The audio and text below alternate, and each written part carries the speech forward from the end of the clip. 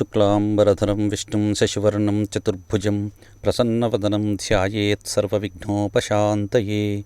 అగజాననపద్మార్కం గజాననమహర్నిశం అనేకదంతం భక్తానాం ఏకదంతముపాస్మహే. ఓం ప్రణో దేవీ సరస్వతీ వాజేభిర్వాజినీవతి ధీనామవిత్రియవతు. న గాయత్ర్యాః పరం మంత్రా న మాతుః పరదేవత న హరే పరతస్త్రాతా నానృతాః తాత్పకం పరం. ఉగ్రం వీరం మహావిష్ణుం జ్వలంతం సర్వతోముఖం నృసింహం భీషణం భద్రం మృత్యోర్మృత్యుర్నమామ్యహం. గురుబ్రహ్మా గురుర్విష్ణుః గురుదేవో మహేశ్వరః గురు సాక్షాత్ పరం బ్రహ్మ తస్మై శ్రీ గురవే నమః. వ్యాసాయ విష్ణురూపాయ వ్యాసరూపాయ విష్ణవే నమో వై బ్రహ్మనిధయే వాసిష్ఠాయ నమో నమః. ఆపదామపహర్తారం దాతారం సర్వసంపదాం లోకాభిరామం శ్రీరామం భూయో భూయో నమామ్యహం. హరి ఓం. మాతృభ్యో నమః. పరమేశ్వర స్వరూపమైన సభకు నమస్కారం. కృష్ణం నారాయణం వందే కృష్ణం వందే జగద్గురుం కృష్ణం ద్వైపాయనం వందే కృష్ణం వందే పృథాసుతం. శ్రీమద్భాగవత కథామృతం ఆస్వాదిస్తున్నటువంటి మన తెలుగు టీవీ ప్రేక్షకులకు, వన్ టీవీ ప్రేక్షకులకు 20వ భాగానికి స్వాగతం.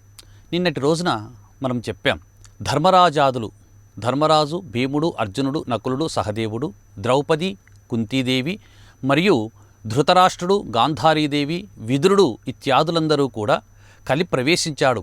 శ్రీకృష్ణ భగవానుడి యొక్క అవతార సమాప్తి జరిగింది, ఆయన నిర్యాణము జరిగింది అని చెప్పేసి తెలుసుకున్నటువంటి వారై పరీక్షిన్ మహారాజుకు ధర్మరాజు పట్టము గట్టి వారందరూ కూడా మహాప్రస్థానానికై బయలుదేరారు. ఆ విధంగా అంత గోప్యమైనటువంటి, అంత పుణ్య చరిత్రమైనటువంటి కృష్ణ నిర్యాణాన్ని, గాంధారీ ధృతరాష్ట్రుల యొక్క మహాప్రస్థానాన్ని, విదురుని యొక్క మహాప్రస్థానాన్ని మరియు పాండవుల యొక్క మహాప్రస్థానాన్ని ఎవరైతే భక్తి శ్రద్ధలతో ఆకర్ణిస్తారో వారి అందరి యొక్క పాపములన్నీ కూడా దహింపబడి వారు పుణ్యచరిత్రులై పునరావృతిరహితమైనటువంటి కైవల్యాన్ని పొందుతారని చెప్పేసి సాక్షాత్తుగా వేదవ్యాసుల వారే శ్రీమద్భాగవతంలో మూలంలో చెప్పడం అనేటువంటిది జరిగింది.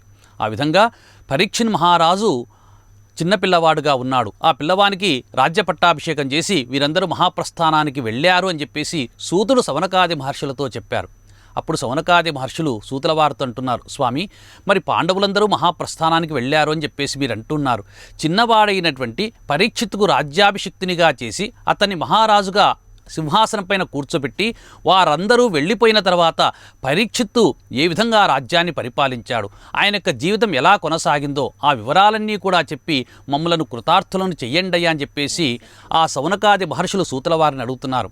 అందుకే ఆయన వాళ్ళు ఒక మాట కూడా అడిగారు, స్వామి, అన్యములైనటువంటి చరిత్రలు మాకు అవసరం లేదు, ఎందుకంటే ఆయువు చాలా తక్కువగా ఉంటుంది. అందులో మనము భగవంతుని యొక్క కథలు వినాలనేటువంటి జ్ఞానం ఎంతకాలానికో కానీ కలగదు. మరి ఆ జ్ఞానము కలిగిన తర్వాత అన్యులైనటువంటి మాటలు, అనవసరమైనటువంటి మాటల చేత, వృథా కాలక్షేపముల చేత జీవితాన్ని వ్యర్థము చేసుకోకుండా సన్మార్గములో నడిపించడానికి మాకు మీరు చీకటిలో ఉన్నటువంటి దీపం వలె మాకు దర్శనమిచ్చారు. కాబట్టి మాకు దయచేసి మా యొక్క జన్మ చరితార్థమయ్యేటువంటి దివ్యమైనటువంటి పుణ్య పురుషులు, పురాణ పురుషుడి యొక్క కథను చెప్పి అనుగ్రహించండి అని చెప్పేసి శౌనకాది మహర్షులు సూతుల వారితో అంటున్నారు. అరవిందాక్షపదారవింద మకరందాసక్తులై ఉన్న సత్పురుష శ్రేష్ఠుల వృత్తముల్ వినక దుర్బుద్ధిన్ విలంఘించి దుర్నర వార్తా కథన ప్రపంచంబుల్ కర్ణ ప్రాప్తముల్ చేసి కాలమున్ వ్యర్థతతో చుచుండచనది సంసార మోహంబునన్. ప్రతి ఒక్కరూ కూడా ఈ భూమిపైన పుట్టినటువంటి వారు నిరంతరము సంసారం అనేటువంటి వ్యామోహములో పడిపోయి అవన్నీ కూడా తన భార్య, పిల్లలు, తన యొక్క సంపాదన, తన యొక్క గృహము, తన యొక్క పశువులు, తన యొక్క సంపాదన, తన యొక్క భూములు, తన యొక్క రాజ్యం అంతా కూడా కళ్ళెదురుగా కనిపిస్తూ ఉంటే వాటినంతటినీ కూడా కనులార వీక్షిస్తూ వాడు మోహంలో మునిగిపోతాడు. మునిగిపోవడమే కాదు, నిరంతరం కూడా తన ఎదురుగా కనిపించేటువంటి వాటన్నింటి పట్ల కూడా ఆలోచన చేసి చేసి చేసి విలువైనటువంటి సమయాన్ని వృథా చేసుకుంటాడు. ఎవడైతే భగవంతుడైనటువంటి శ్రీమన్నారాయణ యొక్క దివ్యమైనటువంటి పాద పద్మములను మనస్సులో తలుస్తాడో, తలిచినటువంటి ఆ యొక్క క్షణమే వాడి జీవితానికి ముక్తి కలిగిస్తుంది అని చెప్పేసి చెప్తున్నారు. అంతేకాదు దేహము నిత్యము కాదని మోహము తెగగోసి సిద్ధము నివర్తనుడై గేహము వెలువడు నరుడు పురుషుడై ముక్తి నిచ్చగించు భూవరా. ఈ శరీరం అనేటువంటిది నిత్యము కాదు, మరి ఇది శాశ్వతము అని అనుకొని ప్రతి ఒక్కరు కూడా భ్రాంతికి లోనవుతున్నారు. ఆ భ్రాంతిలో నుంచి ఎవడైతే బయటపడతాడో బయటపడినటువంటి వాడికే భగవంతుని యొక్క అనుగ్రహం అనేటువంటిది కలుగుతుంది. భ్రాంతిలో నుంచి బయటపడకపోతే పునరపి జననం పునరపి మరణం పునరపి జనని జఠరేశయనం ఇహ సంసారే బహుదుస్తారే కృపయాపారే పాహిమురారే అంటాడు ఆదిశంకరుడు. కాబట్టి నిరంతరము కూడా వాడు ఏం చేస్తున్నాడు, తల్లి యొక్క గర్భంలో చేరుతాడు, పుడతాడు, పెరుగుతాడు, చస్తాడు, పడిపోతాడు. ఆ విధంగా పడిపోయినటువంటి వాడు పునరపి జననం, మళ్ళా పుడతాడు, మళ్ళా పెరుగుతాడు, మళ్ళీ చస్తాడు. ఈ విధంగా సంసారం అనేటువంటి చక్రంలో నిరంతరం పరిభ్రమిస్తుండేటువంటి వాడిని తరింపజేసేటువంటి వాడు ఒక్కడు, వాడే మురారి శ్రీ మహావిష్ణువు. అలాంటి మహావిష్ణువు యొక్క అరవిందాక్ష పదారవింద మకరందాసక్తులయ్యున్న సత్పురుష శ్రేష్ఠుల వృత్తముల్ వినక దుర్బుద్ధిన్ విలంఘించి అంతటి గొప్పవాడైనటువంటి శ్రీమన్నారాయణ యొక్క దివ్యమైనటువంటి కథలు కానీ, ఆ నారాయణ యొక్క భక్తుల యొక్క కథలు కానీ ఎవరైతే ప్రశాంతమైనటువంటి వదనముతో ప్రశాంతమైనటువంటి చిత్తముతో భగవంతుని పైన భక్తితో ఎవరైతే వింటారో వారికందరికీ మోక్షము అరచేతిలో మేడిపండు వలె ఉంటుంది. ఒకవేళ వాడు సంసారం అనేటువంటి మోహములో పడిపోయి ఇదియే నాకు సర్వస్వము, ఇదియే శాశ్వతమనేటువంటి భావన చేత ఉండేటువంటి వాడికి ఎన్ని జన్మలెత్తినప్పటికీ కూడా మోక్షం అనేది వాడికి రాదు, అబ్బదు, కనీసం మోక్ష ద్వారం వైపు కూడా వాడు తిరిగి చూడలేడు అని చెప్పేసి శౌనకాది మహర్షులు సూతుల వారిని అడుగుతున్నారు. స్వామి, మనుట నిత్యము కాదు మరణము తథ్యమని ఎరిగి నిత్యగించి. కాబట్టి ఈ బ్రతుకనేటువంటిది శాశ్వతము కానే కాదయ్యా. ప్రతి ఒక్కరూ ఇది శాశ్వతము, ఈ దేహము శాశ్వతము, ఈ అందము శాశ్వతము, ఈ వయస్సు శాశ్వతము, నాకున్నటువంటి సర్వస్వం ఇవన్నీ కూడా భార్య పిల్లలందరూ కూడా సూత్రమిత్ర కళత్ర బంధువులందరూ కూడా శాశ్వతం చెప్పేసి ప్రతి ఒక్కరూ మోహావేశంలో ఉంటారు. మనుట నిత్యము కాదు మరణము నిజమని ఎరిగి మోక్షస్థితి నిచ్చగించు అల్పాయువులగు మాకు అన్య దుర్జన చరిత్రముల్ కర్ణరంధ్రములంచ వియొగ్గి బంగారు వంటి మా బ్రతిగడి కాలంబు పో నిచ్చగించబో పుణ్యచరిత మాధవ పద పద్మ మకరంద పానారవిందము సేయుమీవు ఏము సేయు సత్రయాగమునకు సన్మునీంద్రులు సీరా వాడె దండధరుడు వచ్చె చూడుము చంపొడొకనినైన జన్నమయ్యడు దాకా వినుచునుండు తగిలి విష్ణు కథలు. ఓ స్వామి, ఈరోజు మేము సత్రయాగము 1000 సంవత్సరముల పర్యంతము కొనసాగేటువంటి దీర్ఘమైనటువంటి సత్రయాగము అనేటువంటి పేరుతో యాగాన్ని నిర్వహిస్తున్నాం. మరి ఈ యాగము చేసేటువంటి సమయంలో మేము ఎంతోమంది మునీశ్వరులను అందరినీ కూడా పెద్ద వాళ్ళందరినీ ఆహ్వానించాం. అందరూ వచ్చి చక్కగా యాగములో పాలు పంచుకుంటూ ఉన్నారు.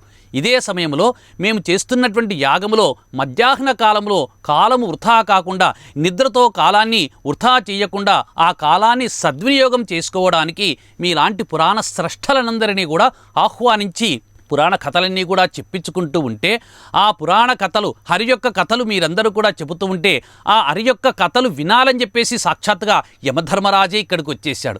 మరి యమధర్మరాజే ఇక్కడికి వచ్చేసాడంటే యమధర్మరాజు యొక్క స్థానాన్ని ఎవరు పూరిస్తారు? అక్కడ ఎవరు పూరించరు. యమలోకానికి చక్కగా తాళం వేసేసి తను నేరుగా ఇక్కడ సత్రయాగం దగ్గర వచ్చి కూర్చున్నాడు.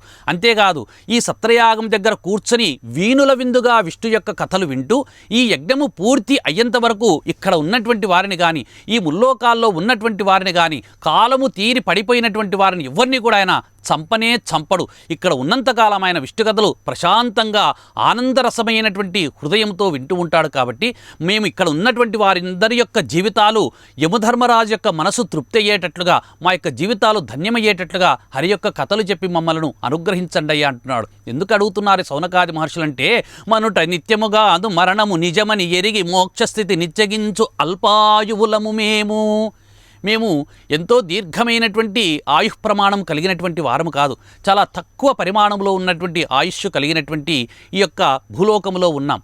మరి ఇలాంటి అల్పాయుష్కులమైనటువంటి మాకు అన్యుల యొక్క, దుర్జనుల యొక్క, నీచుల యొక్క, పనికిమాలిన వారి యొక్క పనికిమాలినటువంటి మాటలు మాట్లాడుతూ కాలాన్ని వృథా చేయడం మాకు ఇష్టం లేదు. మేము మాట్లాడమే కాదు, మీరు అలాంటి వారి యొక్క చరిత్రలు చెబితే కూడా మా చెవులు అందుకు వినేందుకు ఇష్టపడవయ్యా అని చెప్పేసి వాళ్ళు సాక్షాత్తుగా సూతుల వారిని నేరుగా ప్రశ్నిస్తూ ఉన్నారు. మాకు ఇవన్నీ వద్దనే వద్దు, ఎవరు మాధవుని యొక్క మకరంద పానారవిందము చేయుము. ఆ మాధవుడు పుణ్యపురుషుడైనటువంటి శ్రీ మహావిష్ణువు యొక్క పాదములను కడిగినటువంటి జలములు అమృతతుల్యములయ్యా. అలాంటి అమృతతుల్యములైనటువంటి జలాలను మాకు ఆస్వాదించేటువంటి భాగ్యాన్ని ప్రసాదించుము. బంగారు వంటి మా జీవితము మేము పోగొట్టుకోవడానికి ఇష్టపడము ఓ భవ్య చరిత. కాబట్టి దయచేసి మీరు మంచి పుణ్యుల యొక్క చరిత్రలు, హరి యొక్క కథలు చెప్పి మమ్మల్ని అనుగ్రహించండి. ఎందుకంటే మేమెంతో గొప్ప తెలివైనటువంటి వారము కాదు. మీరేదో ఒక్క శ్లోకమో ఒక్క వాక్యమో చెప్పి ఈ విధంగా మాధవుడు అనుగ్రహించాడందరినీ, ఈ విధంగా మాధవుడు ఇంత గొప్ప పని చేశాడయ్యా అని చెప్తే అర్థము చేసుకునేటువంటి బుద్ధి కూడా మాకు లేదు. మందునకు మందబుద్ధికి మందాయువుకు నిరర్థమార్గునకు గోవింద పద చరణారవింద మరందముగొన తెరపిలేదు రాత్రింపవలును. మందులు మేమంతా కూడా బుద్ధి లేనటువంటి వాళ్ళము, తక్కువ జ్ఞానము కలిగినటువంటి వారము. మీరు చెప్పేటువంటి విషయాన్ని ఒక 10 మార్లు చెబితే కానీ అది మా బుద్ధికి ప్రచోదనము చేయలేదు. కాబట్టి మందబుద్ధికి మందాయువునకు మేము అల్పాయుష్కులం. ఆయుష్ ఎంత ఉంటుందా అంటే ఈ లోకంలో సాధారణంగా కలియుగంలో మానవుల యొక్క ఆయుష్ ప్రమాణము 100 సంవత్సరాలుగా చెప్తారు.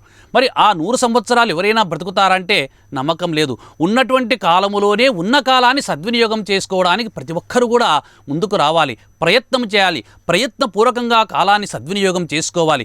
నాకు భగవంతుని యొక్క అనుగ్రహం ఇంకా కలగలేదు, ఇప్పుడిప్పుడే రమ్మంటే ఎలా వస్తుంది, గత జన్మంలో చేసుకున్నటువంటి పుణ్యం లేదే అని చెప్పేసి అనుకుంటూ ఉంటారు. దేన్నైనా సరే మనం సాధన చేత సాధించుకోవచ్చు అని చెప్పేసి మానవుడు కార్యసాధకుడు అని చెప్పేసి భగవంతుడు ప్రేరేపించాడు. కాబట్టి మందునకు మందబుద్ధికి మందాయువుకు నిరర్థమార్గునకు ఇలాంటి వారు కలియుగంలో చాలా ఎక్కువగా ఉంటారు. వీళ్ళెవరయ్యా అంటే ఉదయాన్నే లేచిన వెంటనే కాలకృత్యములు తీర్చుకోవడం కూడా వాళ్ళు చేయకుండా వెంటనే కాలం ఎలా వృధా చేయాలని చెప్పేసి పొద్దున్నే లేచి పేపర్ ముందేసుకొని కూర్చుంటారు. 1 గంట సేపు పేపర్ చదువుతారు, తర్వాత స్నానం చేస్తారు, తర్వాత స్నానం చేస్తారో లేదో తెలియదు మొహం కడుక్కొని చక్కగా కాఫీ తాగుతారు, మళ్ళా 1 అరగంట సేపు వారితో వీరితో మాట్లాడతారు, స్నానం పొరపాటున కూడా చేయరు, ఎప్పుడో తినే ముందు స్నానం చేస్తారు లేదా తిన్నాక స్నానం చేస్తారు. ఇలాంటి వారు అనవసరమైనటువంటి వ్యర్థమైనటువంటి విషయాలతో ఎదుటి వారి పట్ల, పక్కింటి వాళ్ళ పట్ల, ఎదురింటి వాళ్ళ పట్ల, అన్యుల పట్ల, శత్రువుల పట్ల ఆలోచించి వారి బంగారు వంటి జీవితాన్ని నాశనం చేసుకుంటూ ఉన్నారయ్యా ఈ కలియుగంలో. వీరు ఎలాంటి వారంటే నిరర్థమార్గకులు. కాబట్టి వారు ఏ విధమైనటువంటి పనికి వచ్చేటువంటి పని ఏ ఒక్కటి కూడా చేయరు. కనీసం పొరపాటున 1 పూట గుడికేదైనా వెళతారా, గోవిందనామం పలుకుతారా అంటే పలకను కూడా పలకరు. పలకకపోగా పోయేవారిని కూడా వాళ్ళు విమర్శిస్తారు, నిందిస్తారు, ద్వేషిస్తారు. అలాంటి వారు కలియుగంలో చాలామంది ఉన్నారు. మరి అలాంటి కలియుగంలో ఉన్నటువంటి మానవులకు నిరంతరము కూడా గోవింద పద చరణ అరవింద మరందముగన తెరపిలేదు రాత్రింబవలను. అలాంటి వారు ఎన్ని జన్మలెత్తినప్పటికీ కూడా భగవంతుని చేరుకోలేరు స్వామి. అలాగా ఉన్నటువంటి వాళ్ళము కొందరము కూడా ఇక్కడ మీ ఎదురుగా వచ్చి భగవంతుని యొక్క అనుగ్రహం చేత మీ ఎదురుగా ఉన్నాం. యముడు ఈ కథలన్నీ అయిపోయేంత వరకు ఇక్కడి నుంచి వెళ్ళడు. కాబట్టి సత్రయాగం ముగిసేంత వరకు ఇక్కడనే ఉంటాడు. కాబట్టి దయచేసి మీరు అన్యములైనటువంటి కథలు కాకుండా మాధవుని యొక్క కథలు చెప్పి మమ్మల్ని అనుగ్రహించండి అని చెప్పేసి సూతుల వారిని శౌనకాది మహర్షులంతా అడిగారు. అడిగితే ఆయన ఒక్కసారిగా భగవంతుని యొక్క రూపాన్ని, ఆయన యొక్క దివ్యమైనటువంటి చరణములను, వారి గురువుగారి యొక్క చరణములను హృదయంలో దర్శనము చేసుకుని నమస్కరించి అప్పుడు శౌనకాది మహర్షులతో అంటున్నారు, నాయనలారా, ధర్మరాజాదులందరూ కూడా మహాప్రస్థానానికి వెళ్ళిపోయారు. ఆ తర్వాత పరీక్షిన్ మహారాజుగా ఉన్నటువంటి వాడు తన యొక్క మేనమామ కూతురైనటువంటి ఇరావతి అనే ఆమెను వివాహమాడాడు. వివాహం ఆడిన తరువాత ఆయనకు జనమేజయాది 4 కుమారులు కూడా పుట్టారు.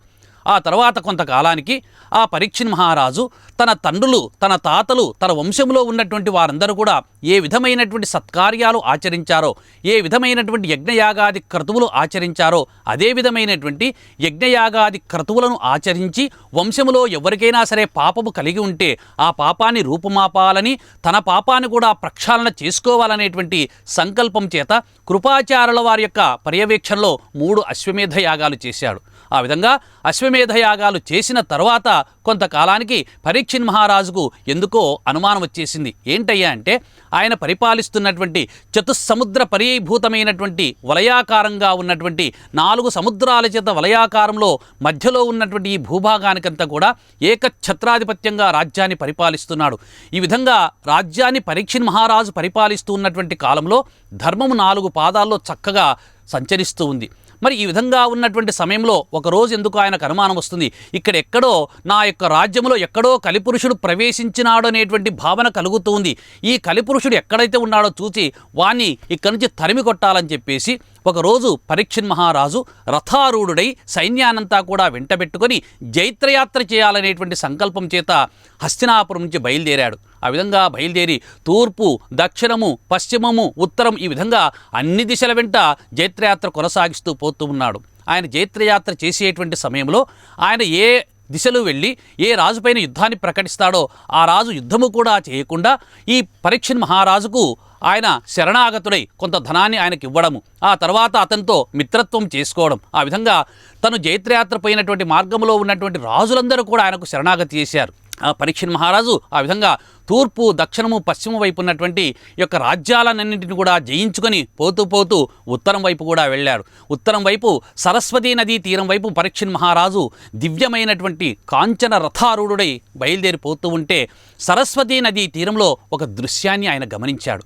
ఆ సరస్వతీ నదీ తీరంలో ఒక వృషభము, ఒక గోవు, ఒక ఎద్దు, ఒక ఆవు రెండు కూడా సంభాషించుకుంటూ ఉన్నటువంటి ఆ సంభాషణను పరీక్షిత్ మహారాజు చాలా శ్రద్ధగా విన్నాడంట.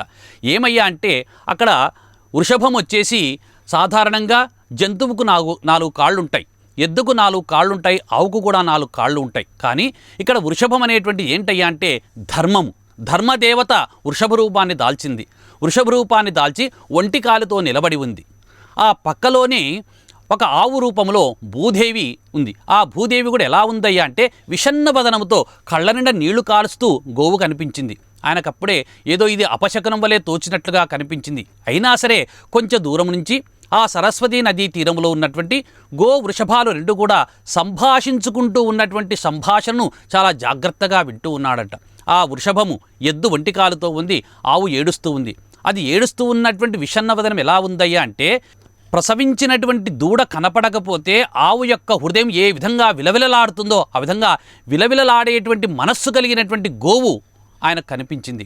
కనిపిస్తూ ఉన్నప్పుడు ఆ వృషభం అంటే ఎద్దు, ధర్మదేవత, ఎద్దు రూపంలో ఉన్నటువంటి ధర్మదేవత భూదేవితో అంటుందంట, ఏమి భూదేవి నీ యొక్క కళ్ళ నిండా ఓ గోమాత ఎందుకు నీ కళ్ళ వెంట అశ్రు కణములు కారుతూ ఉన్నాయే, కళ్ళ నిండా జలజల నీళ్లు రాలుతున్నాయే, ఇవి ఆనంద భాష్పాల దుఃఖపూరితమైనటువంటి ఆ యొక్క కంటి నీళ్ళ అని చెప్పేసి అడుగుతున్నారు. నీ బంధువులకు ఏమైనా బాధ కలిగిందా, నీ వాళ్ళని ఎవరైనా ఏమైనా అన్నారా, లేదా ఈ భూమిపైన ఇక భవిష్యత్తులో కృష్ణ పరమాత్ముడు లేనటువంటి కారణం చేత ఈ భూమిపైన భవిష్యత్తులో యజ్ఞయాగాది క్రతువులు జరగవా అని చెప్పేసి బాధతో ఉన్నావా, లేదా ఈ భూమిపైన భవిష్యత్తులో భర్తలు భార్యలను భరించలేరా, పుత్రాదులు తల్లిదండ్రులను పోషించలేరా, బ్రాహ్మణులకు గౌరవం ఉండదా, ఉన్నత కులములో పుట్టినటువంటి వారందరూ కూడా నీచులకు సేవ చేస్తారని చెప్పేసి భయపడుతూ ఉన్నావా, నికృష్టులైనటువంటి రాజులందరూ కూడా వచ్చేసి నిన్ను పరిపాలిస్తారని చెప్పేసి నువ్వు దుఃఖపడుతూ ఉన్నావా, నీ దుఃఖానికి కారణమేమి అని చెప్పేసి ధర్మదేవత భూదేవితో అడుగుతున్నాడు. మరొక్క మాట కూడా అడిగాడు,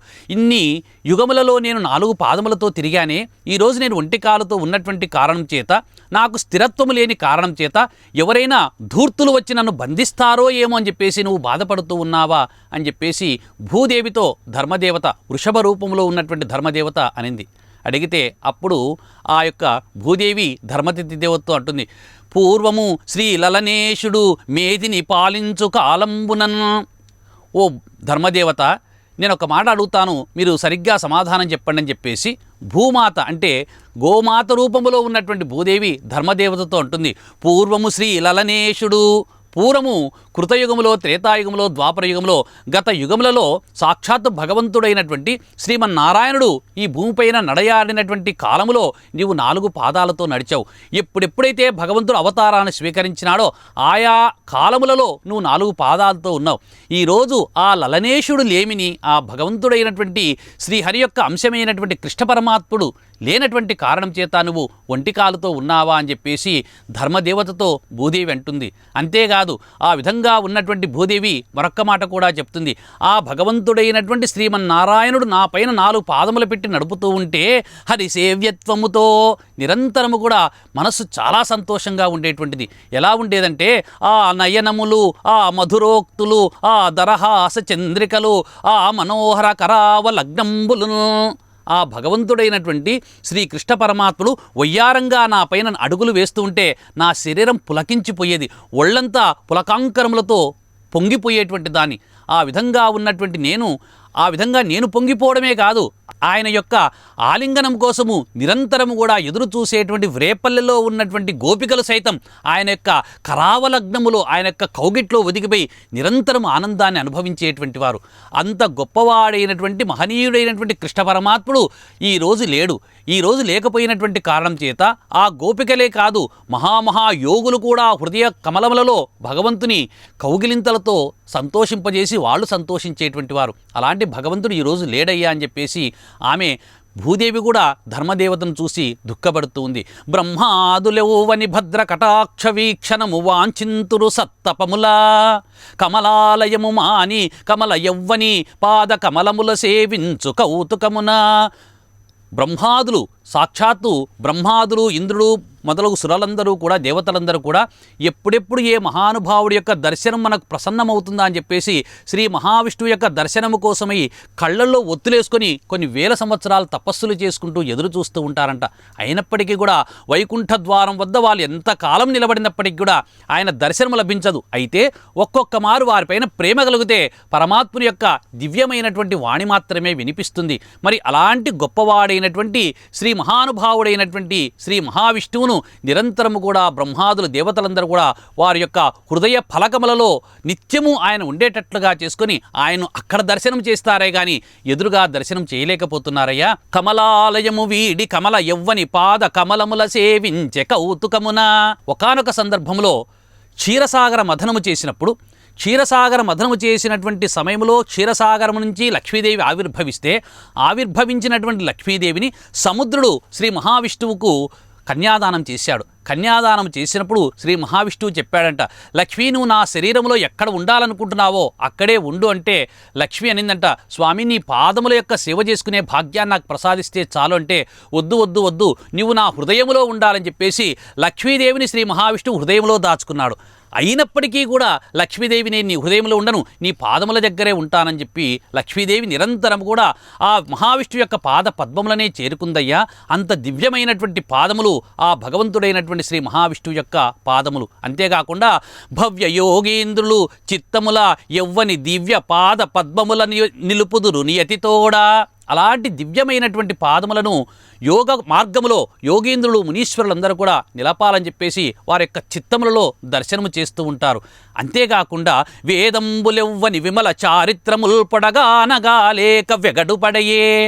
చతుర్వేదములన్నీ కూడా భగవంతుడైనటువంటి శ్రీ మహావిష్ణువు యొక్క దివ్యమైనటువంటి పాద పద్మములను స్ఫురణ చేసి అనేక రకములైనటువంటి మంత్రముల చేత పొగిడి పొగిడి పొగిడి పొగిడి ఆ భగవంతుని యొక్క పాదముల యొక్క శక్తిని, కాంతిని పొగిడేందుకు మాకు చేత కాలేదని చెప్పేసి వేదాలు కూడా చతికిలపడ్డాయంట.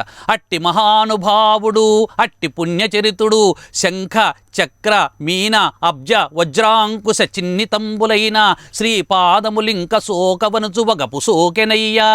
అంత దివ్యమైనటువంటి పాద పద్మములు, శ్రీ మహావిష్ణువు యొక్క పాద పద్మములు, ఆయన యొక్క పాదముల యొక్క అడుగు భాగంలో శంఖం ఉంటుంది, చక్రం ఉంటుంది, అంతేకాకుండా అంకుశం ఉంటుంది, ఖడ్గం ఉంటుంది, నందకం అనేటువంటి ఖడ్గము, గాండివం ఉంటుంది, విల్లంబులు ఉంటాయి, పద్మము కూడా ఉంటుంది, మీనము కూడా ఉంటుంది. ఇంత సులక్షణములైనటువంటి గుర్తులన్నీ కలిగినటువంటి దివ్యమైనటువంటి పాదములతో నిరంతరము నా పైన ఇలా కాలు మోపుతూ ఉంటే నా శరీరం పులకించిపోయేది. మరి ఈరోజు కృష్ణ పరమాత్ముడు లేడు, అవతార సమాప్తి గావించాడు, కృష్ణ నిర్యాణం జరిగింది, కలిపురుషుడు ప్రవేశించాడు. దుర్మార్గులైనటువంటి రాజులు ఈ భూమిని ఏం చేస్తారో, నన్ను ఎన్ని రకములైనటువంటి దుఃఖాలకు పాలు చేస్తారని చెప్పేసి భూదేవి కూడా భోరున విలపిస్తూ ఉందంట. పూర్వము శ్రీ లలనేశుడు మేధిని పాలించిన కారణమున హరిసేవ్యత్వముతో. ఈ విధంగా పూర్వము ఆ భగవంతుడైనటువంటి శ్రీ మహావిష్ణువు కృష్ణ పరమాత్ముడుగా వచ్చి నా పైన నడయాడాడు. ఏ విధంగా అయితే లక్ష్మీదేవి నిరంతరము కూడా ఆయన యొక్క పాద పద్మములను సేవించిందో ఆ విధంగా నేను సేవించానని చెప్పేసి నేను గర్వంతో పొంగిపోయాను. కానీ ఆ భగవంతుడు నా గర్వాన్ని అణచడానికి ఈరోజు అవతార సమాప్తి చాలించి వెళ్ళిపోయాడని చెప్పేసి ఈ విధంగా ధర్మదేవత, భూదేవి వృషభ గోరూపములో ఉన్నటువంటి రెండూ కూడా సంభాషించుకుంటూ ఉన్నటువంటి విషయాన్ని అల్లంత దూరంలో నుంచి పరీక్షిన్ మహారాజు అంతా శ్రద్ధగా వింటూ ఉన్నాడు. ఆ తర్వాత ఏమి జరిగిందనేటువంటి విషయాన్ని మనము రేపటి భాగంలో తెలుసుకుందాం. స్వస్తి ప్రజాభ్యః పరిపాలయంతాం న్యాయేన మార్గేణ మహీం మహీషాః గోబ్రాహ్మణేభ్యः శుభమస్తు నిత్యం లోకాः సమస్తాः సుఖినో భవంతు. స్వస్తి.